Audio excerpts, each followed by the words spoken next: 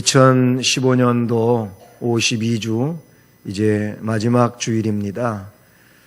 한 주 한 주 이렇게 믿음으로 지내오면서 주님께 영광을 돌리면서 또 2015년도를 마무리하게 되었습니다.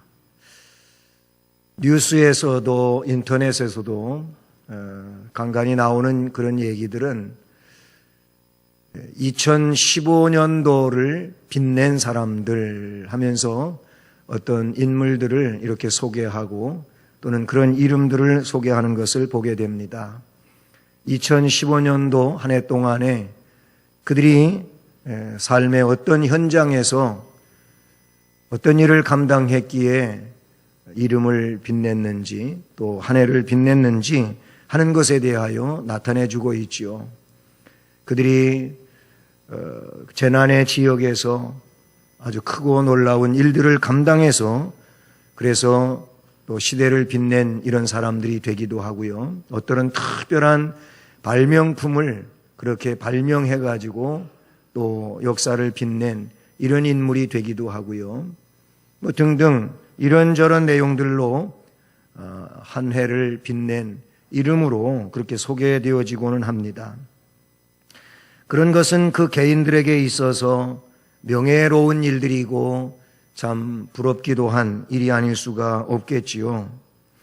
성경에도 보면 하나님께서 귀하게 쓰심으로 이름이 기록되어지고 기록되어진 성경의 내용을 통하여 역사 속에서 길이길이 그 이름이 이렇게 열거되어지는 것을 생각할 때 너무나도 복스러운 자들이다라고 생각하게 됩니다.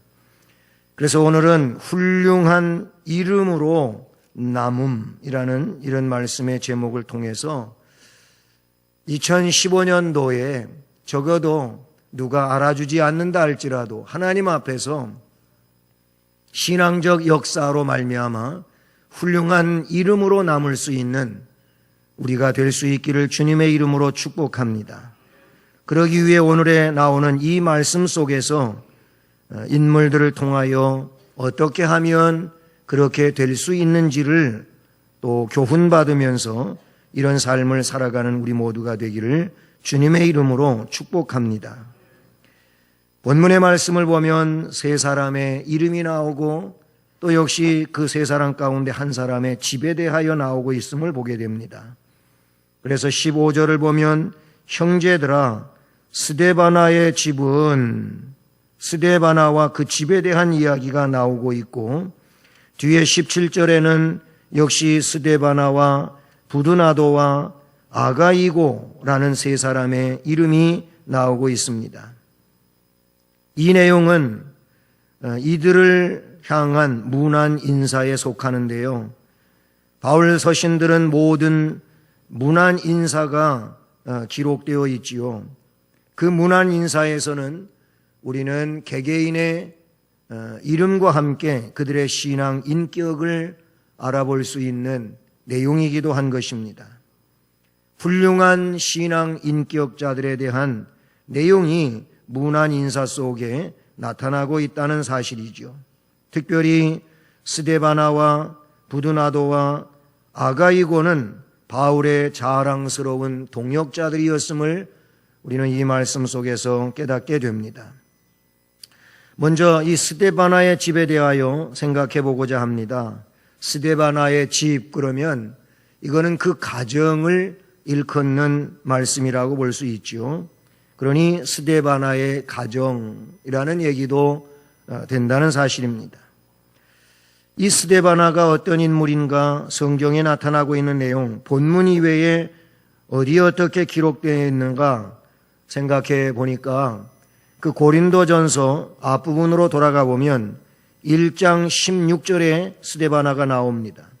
내가 또한 스데바나 집사람에게 세례를 베풀었고 그 외에는 다른 누구에게도 세례를 베풀었는지 알지 못하노라.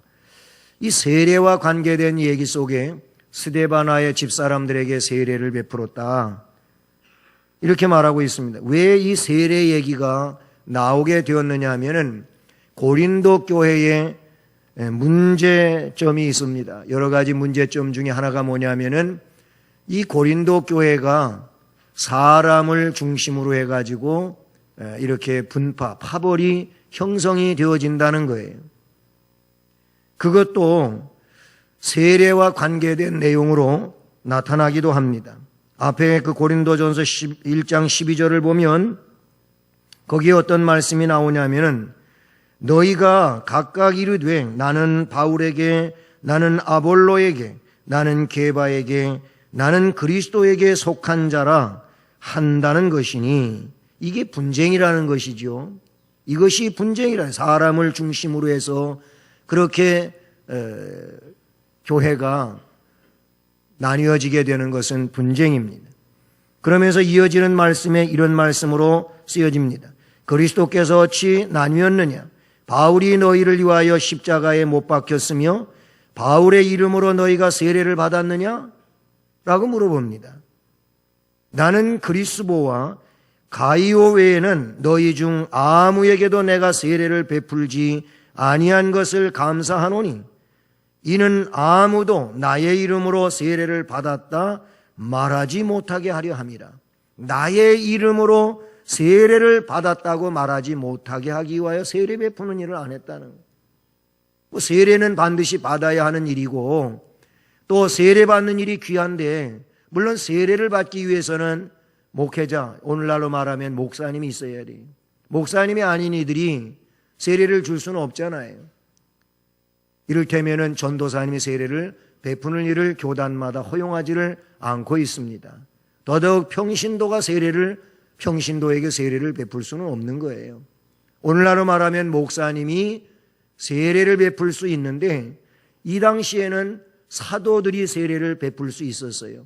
근데 문제가 뭐냐면 이 고린도 교회와 같이 바울에게 세례를 받은 사람은 바울을 중심으로, 게바 즉 베드로에게 세례를 받은 사람은 베드로를 중심으로, 아볼로에게 세례를 받는 사람은 아볼로를 중심으로, 이렇게 자꾸 사람 중심으로 나뉘는 겁니다. 그래서 바울은 아무도 나의 이름으로 세례를 받았다고 말하지 못하게 하려고 이 고린도 지역에서 세례 베푸는 일을 하지를 않았다는 겁니다. 그런데 이 스데바나의 집사람들에게는 또 세례를 베풀었다고 16절에 기록하고 있어요. 그만큼 스데바나의 집은 바울과 보다 더 깊은 연관 속에 있었다고 하는 것을 말해주고 있죠. 세례는, 그 세례를 베푸는 것이 그의 신앙의 진보에 도움이 되는 겁니다. 그래서 세례를 베풀라고 우리 예수님도 마태복음 28장에서 말씀해 주셨어요. 아버지와 아들과 성령의 이름으로 세례를 베풀어라. 그런데 오늘 이 고린도 교회는 누구에게 세례를 받았느냐에 따라 가지고 그 사람을 따라가는, 그 사람이 중심이 되는 이 잘못이 있었다는 거예요. 성경은 세례를 베푸는 사람이 강조되어지는 것이 아니고 성부와 성자와 성령의 이름으로 세례를 받아야 된다고 하는 것에 강조점이 있습니다. 우리가 이것을 잘 기억해야 돼요. 지난 주간에 수원구치소에 성탄절 예배가 있었어요. 거기 우리 교회 교인들도 한 15명 정도 이렇게 다녀왔거든요. 또 다른 교회에서도 그 프로그램을 준비해 가지고 와서 이런저런 프로그램으로 또 예배 후에 이렇게 축하하는 일들도 있었어요. 그리고 다만에 갇혀 있는 이 믿음의 사람들이면서도 이렇게 구치소 안에 갇혀 있는 상황이어서 그들을 위로하는 이런 예배를 드리고, 그 예배 시간에 세례식이 있었어요. 저도 저쪽 북수원 감리교회 목사님하고 짝을 이루어 가지고 5사람에게 세례를 베풀었어요. 제가 3사람에게 세례를 베풀고 또 북수원 감리교회 목사님이 2사람에게, 물론 20명이 세례를 받았는데 우리 조는 5분에게 세례를 베풀었죠. 근데 제가 거기서 다시 한번 느낀 내용이 어떤 내용이냐면은 거기에 뭐 장로교, 감리교, 성결교 목사님들이 오셨는데 그 세례를 베풀 때 언급하는 그 선포하는 내용 말입니다. 그게 좀 다르더라는 얘기예요. 어떻게 다르냐면 우리 장로교회는 주로 이렇게 합니다. 예수 그리스도를 구세주로 믿어서 하나님의 아들 된 혹은 하나님의 딸 된 누구에게 성부와 성자와 성령의 이름으로 세례를 주노라 그래요. 그 용어예요. 예수를 구세주로 믿었기 때문에 하나님의 아들이 되었거나 딸이 되었으므로 성부와 성자와 성령의 이름으로 세례를, 우리 장로교회는 그렇게 해요. 근데 이제 다른 교단에서는 좀 다른 게 있는데 그 성부와 성자와 성령 앞에 내가라는 말을, 내가 성부와 성자와 성령의 이름으로 세례를 주노라. 물론 그것도 뭐 틀리지는 않는다 볼 수 있겠지만 우리 장로교회는 그거를 뺐어요. 빼고 해요. 그냥 세례 베푸는 사람에 대한 것들은 생략하고 하나님 아버지, 주 예수 그리스도, 성령으로 세례받는 거예요. 세례는 성삼위 하나님의 이름으로 받는 겁니다. 세례를 베푼 목사님이 나에게 세례를 베풀어 주었으니까 그분도 귀하긴 하지만은 성부, 성자, 성령 삼위 하나님을 우리가 기억해야 되는 겁니다. 사람이 중심이 되는 게 아니라 그런 얘기예요. 고린도 교회는 그게 문제가 되었어요. 바울은 친히 이 스데바나의 집사람들에게 세례를 베풀었어요. 고린도 교회의 그리스보와 가이오에게 세례를 베풀었어요. 그리고 세례를 베풀지를 않았어요. 그게 안 했다는 게 잘했다 그 얘기는 아닌데 어쨌든 고린도 교회가 그런 일들로 인하여 문제가 되었다는 거예요. 하지만 이 스데바나는 바울에게 세례를 받았어요. 그 집 사람들은 세례를 받았어요. 이것이 이 스데바나의 집에 대한 또 귀중성이고요. 그 다음에 이어지는 말씀을 보면 이 스데바나의 집 사람들은 어떤 상황이냐? 말씀에 이렇게 이어져 가고 있습니다. 곧 아가야의 첫 열매요 그랬어요. 형제들아, 스데바나의 집은 아가야의 첫 열매요. 여러분, 이 첫 열매는 굉장히 귀중한 겁니다. 물론 첫 열매가 있으므로 두 번째 열매도 있고 세 번째 열매도 있고 계속 열매가 맺혀지겠지요. 여러분, 처음 것은 귀한 겁니다. 특별히 성경은 첫 열매를 귀중하게 다루고 있다는 사실을 기억하실 수 있기를 주님의 이름으로 축복합니다. 출애굽기 11장에 보게 되면 그때 애굽에서 출애굽되는 직전 상황에 애굽의 10번째 재앙이 임하게 돼요. 그 10번째 재앙은 어떤 재앙이었느냐 하면 애굽 사람들의 장자, 초태생이지요. 처음 난 아들들이 다 죽는 거예요. 처음 난 짐승들이 다 죽는 거예요. 이게 애굽 땅에 임한 재앙이에요.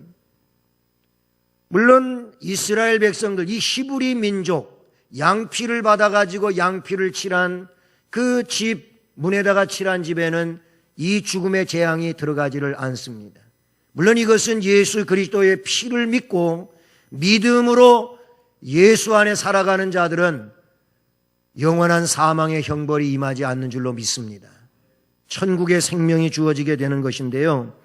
어쨌든 거기 보면 장자의 죽음이라는 것이 나와요. 히브리 민족은 장자가 죽지를 않습니다. 하나님이 재앙에서 그 피를 보고 넘어가시죠. 장자가 죽는다고 하는 것은 이것은 그 생명을 끊는다고 하는 의미가 있는 겁니다. 뭐 장자가 죽어도 둘째 아들이 있고 셋째 아들이 있으면 되지 않느냐? 물론 그런 내용도 되겠지만 성경에서 말하는 것은 장자가 죽는다고 하는 것은 그 가문에 문제가 있다고 하는 그런 얘기를 다루고 있는 거예요. 출애굽기 13장 11절로 16절에 그래서 하나님은 뭐라 그랬냐면 초태생은 나의 것이다. 즉 초태생은 하나님의 것이라는 그런 말이 나와요. 처음 것은 하나님이 귀중하게 여기신다는 거예요. 출애굽기 23장 16절에 보면 거기 맥추절이라고 하는 절기가 나오고 있는데 그 절기와 관계해서 뭘 먼저 언급하고 있느냐면은 첫 열매를 거두면 이 첫 열매를 하나님께 드리라는 겁니다. 첫 열매는 너희의 것이 아니고 내 것이라는 겁니다. 첫 열매의 귀중성을 그렇게 하나님이 말씀해 주고 있어요.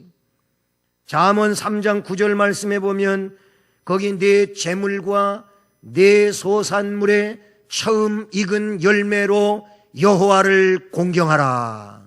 그리하면 내 창고가 가득히 차고 내 즙틀에 새 포도즙이 넘치리라. 아멘. 거기에 분명하게 언급하고 있는 것에 내 소산물의 처음 익은 열매로 여호와를 공경하라는 거예요. 그 처음 익은 열매, 초실 열매, 이 첫 열매 하나님이 그만큼 귀하게 여기시는 거예요. 그런데 아가야 지방의 첫 열매가 스데바나와 그 가정이라는 거예요. 할렐루야. 물론 빌립보에는 루디아라고 하는 이 여성이 첫 열매였어요. 이 첫 열매라고 하는 것은 귀중한 거예요. 사랑하는 여러분, 여러분은 처음 것에 대한 것을 귀중하게 여기시고 처음 것에 대한 것을 하나님 것으로 인정하고 하나님 앞에 드리는, 그러므로 말미암아 여러분도 이 처음 것을 귀중히 여기는 진리 안에 살아감으로 하나님의 복을 받는 자가 되기를 주님의 이름으로 축복합니다. 왜 이 첫 열매가 귀중한 거냐? 첫 열매란 미래에 대한 가능성을 확인하는 표징인 겁니다. 그리고 첫 열매는 미래를 열어가는 새로운 씨앗이 된다는 거예요. 부활의 첫 열매는 우리 주 예수 그리스도이신 줄로 믿습니다. 예수님이 부활의 첫 열매라고 성경에 기록이 되어지고 있어요. 그래서 예수 그리스도의 부활 안에서 모든 믿음의 백성들이 부활의 열매가 되는 줄로 믿습니다. 그런 의미에서 보면 이 아가야 지방의 첫 열매가 되는 스데바나의 집은 정말 아름다운 가정이요, 복받은 가정이요, 그리고 그런 이름으로 남는 은혜로운 가정이 아닐 수가 없다는 사실이죠. 그 다음에 또 한 가지, 이 스데바나의 집 가정은 어떤 가정입니까? 말씀해 보게 되면 그 15절 중반 이하에 이렇게 기록됩니다. 또 성도 섬기기로 작정한 줄을 너희가 아는지라 그랬어요.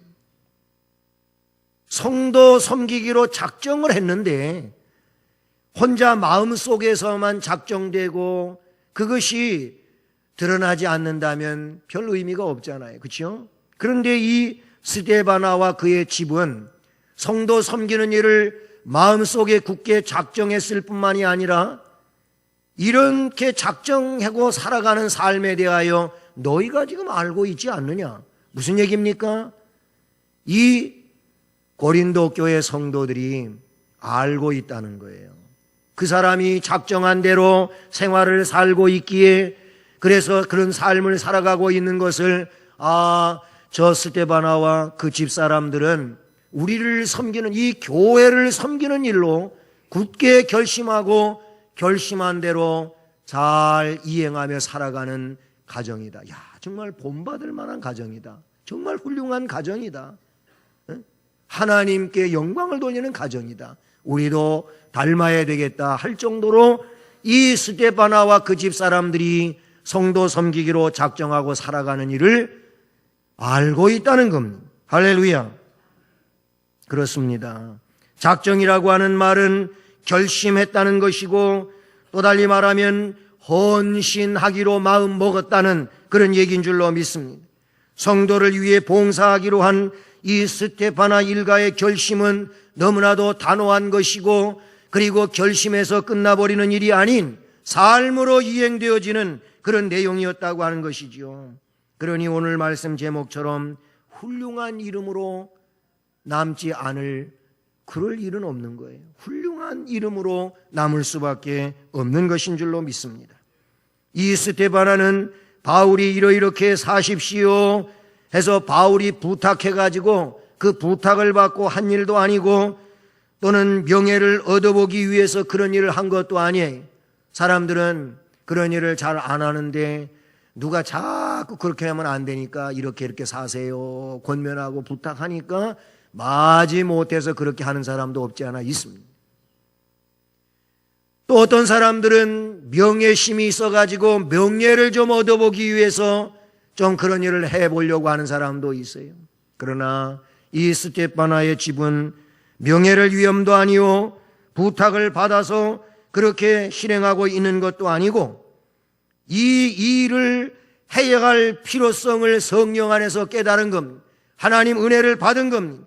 그래서 작정한 것이고 작정한 대로 자발적으로 살아가고 있었다는 사실이죠. 사랑하는 여러분, 여러분은 올 한 해를 사시면서 아니 인생을 지금까지 살아오시면서 무엇을 작정하고 사십니까? 어떤 작정을 하고 사십니까? 그 작정이 무엇입니까? 이 작정이라고 하는 것은 나의 인생에 대하여 가장 큰 의미여야 할 줄로 믿습니다. 하나님의 영광과 거룩한 역사를 위하고 믿음의 능력과 신비한 하나님의 나라의 그 보배들을 위하여 작정한 것들이 어떤 것들이십니까? 우리는 스데바나와 그 집사람들처럼 성도 섬기는 일, 교회 섬기는 일을 작정하고 살 때 곧 아름다운 이름으로 남는 가정이 될 것이고 아름다운 이름으로 남는 성도의 한 사람이 될 줄로 믿습니다. 이것이 오늘 말씀이 우리에게 교훈해 주시고 있는 귀한 내용이 아닐 수가 없는 것이죠. 그래서 바울은 덧붙여 뭐라고 말씀하십니까? 16절에 보니까 15절 마지막에부터 내가 너희를 권하노니 이 같은 사람들과 또 함께 일하며 수고하는 모든 사람에게 순종하라 그랬어요. 고린도 교회 성도들에게 고린도서를 기록해 보내면서 이런 스데바나와 같은 사람, 그런 집사람들과 같은 믿음의 사람들에게 순종하라 라는 것입니다. 여러분, 순종하는 것도 아름다운 인격인 줄로 믿습니다. 교회를 위해 수고하는 자들에게 순종하라는 명령인 것입니다. 여기서의 순종은 상대방의 권위 아래 있어가지고 그의 명령하는 바를 따르라는 그런 의미보다는 그의 인격과 애씀을 인정하고 그와 보조를 맞추어서 선한 일을 성취해 가라는 그런 의미에서의 순종이라 그런 얘기. 권위 아래서 그냥 그의 말을 따르는 이런 것도 그래도 괜찮은 일이겠지만은 그보다 더 적극성을 가진 일은 어떤 겁니까? 그분의 인격과 그분이 수고하고 애쓰는 것을 인정하면서 그분과 보조를 맞추어 가지고 선한 일을 성취해 가는 거, 이게 진정한 순종인 줄로 믿습니다. 우리는 그런 믿음 생활을 살아가게 될 때에 하나님 앞에 아름다운 이름으로 남는 것이고 훌륭한 이름으로 남는 것이고 복 있는 이름으로 남게 되는 줄로 믿습니다. 참 사람들 마음속에는 이 사탄이 심어주는 안 좋은 성향이 있는데 그게 어떤 것들이냐면 참 훌륭하게 믿음 생활을 예쁘게 정말 칭찬받을 만하게 그렇게 열심히 성실히 사람들에게 모범이 되면서 성도, 오늘 말씀에 나오는 것처럼 성도 섬기는 일을 잘 해가는데 이거 얼마나 자랑스러운 일이에요. 그런데 사탄은요, 어떤 마음을 사람들 마음속에 심느냐 하면은 시기심을 심어놓는 거예요. 그런 사람에 대하여 시기를 하게 만드는 거예요. 내가 그렇게 못하면 그렇게 하고 있는 분에 대해서 존경을 표시하고 내가 저렇게 닮아가야 되겠다 이렇게 모델로 정하기도 하고 오히려 그분의 하는 일을 잘 또 할 수 있도록 또 돕는 일이 나도 그와 함께 하는 일인데 그렇지를 않고 시기를 한다, 시기를. 그래서 자꾸 끌어내리려고 해요. 못하게 하려고 해요. 오늘 여기 순종하라고 하는 것은 그런 지금 앞에 말씀드린 내용은 완전히 반대 상황인 것이죠. 순종하는 것은 내가 그렇게 못해왔다면 그렇게 하시는 분에 대하여 이제 인정해 주면서 그분과 보조를 맞추고 그분이 하는 일이 더 아름답게 이루어져 가기 위하여 나도 거기에 동참하고 살아간다, 그 얘기예요. 이것이 복 있는 일이 되는 줄로 믿습니다. 바울이 교회를 위해서 수고한 자들을 기쁨으로 맞이하고 고린도 교인들로 하여금 그들에게 순종하라고 권면하는 것은 오늘날 교회와 성도들에게 주어지는 시대의 메시지라고 우리는 이해하고 은혜를 받아야 될 줄로 믿습니다. 그래요. 협력자가 되는 거예요. 인정하고 보조를 맞추고 협력해 주는 거예요. 그러면 그것이 나도 그 일을 하고 있는 것이고 그것이 복 있는 일이고 칭찬받는 그런 일이 될 줄로 믿습니다. 사람을 세우는 일을 해야 된다는 말. 잘하고 있으면 더 잘할 수 있도록 해주고 나도 그와 같이 따라가는 이런 일이 은혜 받는 일이고 또 성숙한 인격자들의 모습이라고 생각합니다. 교회 안에 형제를 위한 봉사의 사역이 많아지고 그 아름다운 일이 계속되면 그 교회는 분명 그리스도의 뜻을 성취하는 교회일 것이고 영적 부흥과 아울러서 질적 부흥과 양적인 부흥도 가져오는 그런 교회가 될 줄로 믿습니다. 이런 교회가 좋은 소문이 안 나면 어떤 교회가 소문이 나겠냐는 말이에요. 응? 누워서 침 뱉기식으로 그렇잖아요. 누워서 침을 뱉으면 공중에 올라갔던 침이 내 얼굴에 떨어진단 말이에요. 그런 얘기를 해요. 자기 침 얘기를, 안 좋은 얘기를 밖에 나가서 다른 사람한테 얘기하면은 집안 망신이 창피당하는 거예요. 그렇죠? 마찬가지예요. 우리 구역 얘기를, 우리 교회 얘기를 안 좋은 면이 있다면 그런 얘기를 막 한다면 구역장님이 그런다든지 구역원이 그러면 그 구역 창피한 구역이잖아요. 오히려 그런 일이 있다면 하나님 앞에 엎드려 기도해야 되고 그렇잖아요. 잘 봉합되고 이루어 가져가도록 기도해야 되고 그리고 하나님 말씀으로 다스려 가야지 그거를 입을 열어가지고 이야기를 하면 그거는 창피스러운 일이란 말이에요. 우리는 그렇게 하면 안 된다. 이 스테파나의 집사람들처럼 살아가는 일에 대하여 동참하는 일, 보조를 맞추는 일, 이것이 인격자이며 이것이 복 있는 심령이 될 줄로 믿습니다. 그 다음에 두 번째로 스테바나와 부두나도와 아가이고라고 하는 세 명의 이름이 말씀에 기록되어지고 있어요. 17절에. 이들은 누구냐? 소개되는 내용을 보면 이렇게 말하고 있습니다. 그들이 온 것을 기뻐한다는 겁니다. 왜 그러냐면 그들이 너희의 부족한 것을 채웠음이라 라고 말하고 있어요. 여러분 조금 모자라는 거, 부족한 거, 그런 것들을 보충해주고 채워주는 일은 이건 참으로 복 있는 일인 줄로 믿습니다. 바울은 이 세 사람을 통해서 고린도 교회의 사정을 상세하게 알게 되었을 것이고 그래서 본 서신을 쓰는 그런 이유가 된 줄로 믿습니다. 이들은 고린도 교회의 부조리, 문제를 염려하면서 기도하고 이를 바르게 하고자 수고한 사람들인 줄로 믿습니다. 특별히 바울은 이 세 사람을 통하지 않고는 고린도 교회의 사정을 똑바로 알 길이 없었을 것이고 그 시정책도 써 보내는데 어려움이 있을 것 아니겠습니까? 이들은 바울에게 필요한 것을 제공해 준 사람들이라고 볼 수 있는 것이죠.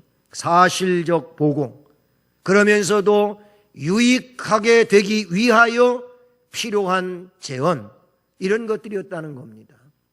여러분, 우리가 어떤 문제를 만날 때 그것이 개인의 일이든 가정의 일이든 교회의 일이든 나라의 일이든 문제를 만날 때 염려치 않을 수가 없지만, 그러나 그 염려를 바울 사도의 말씀과도 같이 기도와 간구로 바꿔야 될 줄로 믿습니다. 너희 염려를 주께 맡기고 기도와 간구하라고 말씀해 주시지 않았습니까? 우리는 그렇게 해야 돼요. 그러니 이 세 사람들은 고린도 교회의 문제점과 염려거리를 기도하는 중에 바울에게 오게 되었고, 바울에게 기도하는 심정을 가지고 사실 보고를 했던 것이며, 사실 보고가 이제 제대로 돼서 그 고린도 교회의 치료가 되어지는 유익이 있기를 위하여 그렇게 보고했었으리라 생각하게 되는 것입니다. 이들은 고린도 교회의 이런 신실하고 아름다운 일꾼이 아닐 수가 없어요. 교회가 문제가 있을 때 문제가 더 확산되지 아니하도록 염려하며 기도하고, 그리고 그 문제를 빨리 해결하고 봉합하기 위하여 하나님께 기도할 뿐더러 지도자에게 바르게 보고하는 일은 매우 중요한 일이라고 생각하는 것입니다. 또한 이들은 어떤 사람들입니까? 말씀해 보면 18절에 그들이 나와 너희 마음을 시원하게 하였으니 그러므로 너희는 이런 사람들을 알아주라 그랬어요. 훌륭한 사람을 알아주라, 인정해주라, 그런 말이에요. 그들을 인정해주라. 앞에도 얘기했지만 훌륭한 것, 혼자 그 사람들 칭찬받는 일 괜히 좀 마음에 얹어놔가지고 칭찬을 받아도 내가 받아야 되는데 왜 저 사람이 칭찬받느냔 말이에요. 그래갖고 시기하고, 사실도 아닌 얘기로 사람을 깎아내리거나 헐뜯으면 이것은 안 되는 일이란 말이에요. 바울과 고린도 교인들의 마음을 시원하게 한 사람들이 이 세 사람이라고 바울은 소개해주고 있습니다. 여기서 마음을 시원하게 했다고 하는 이 말은 바울로 하여금 답답한 마음을 이제 해결하게 되었다는 겁니다. 갈등이었던 그 마음이 사라지게 되었다는 것입니다. 불안감이 없어지게 되었다는 것입니다. 그 마음 속에 여러 가지 안 좋은 일로 열나는 이런 상황이 해소되었다는 겁니다. 그렇습니다. 마음의 답답함을 해소시켜주는, 마음을 시원하게 만들어주는 거 말이에요. 여러분도 갈등하고 답답해하고 안절부절하고 막 이와 같은 때에 누가 뭔 얘기를 하나 해줘가지고 내 마음이 시원하게 된다면 얼마나 좋은 일입니까? 그런 경험도 없지 않아 있으시지 않겠습니까? 내 마음에 이 갈급함과 답답함이 사라지고 시원하게 되는 것 말이에요. 잠언 성경에 보니까 그런 말씀이 기록이 되어져 있어요.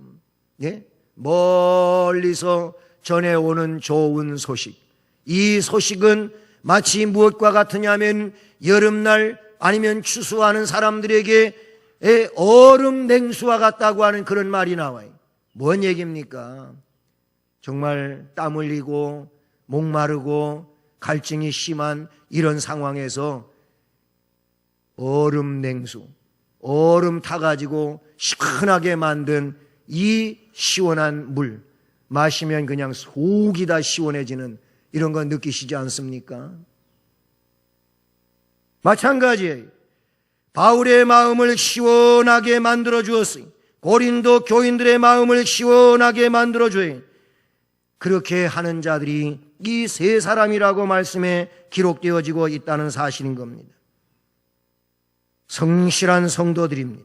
하나님의 일에 수고한 자들입니다. 바울은 너희는 이런 자들을 알아주라고 말을 합니다. 이런 자들을 어떻게 하라고? 인정해 주라는 거예요. 인정해 주면 너희 또한 훌륭한 신앙 인격자가 된다는 것입니다. 이들 세 사람과 같이 우리 성도들도 어떤 일을 통해서든지 타인에게 기쁨을 주고 그들의 마음에 쉼을 가져다 주며 마음을 시원하게 해주는 믿음의 사람들이 되기를 주님의 이름으로 축복합니다. 목회자의 마음을 답답하게 하지 말고 시원하게 해주는 일꾼이 되시기를 주님의 이름으로 축복합니다. 교회의 일들을 위해 수고하는 자들로 온 성도들에게 시원함을 주는 믿음의 사람들이 되기를 주님의 이름으로 축복합니다.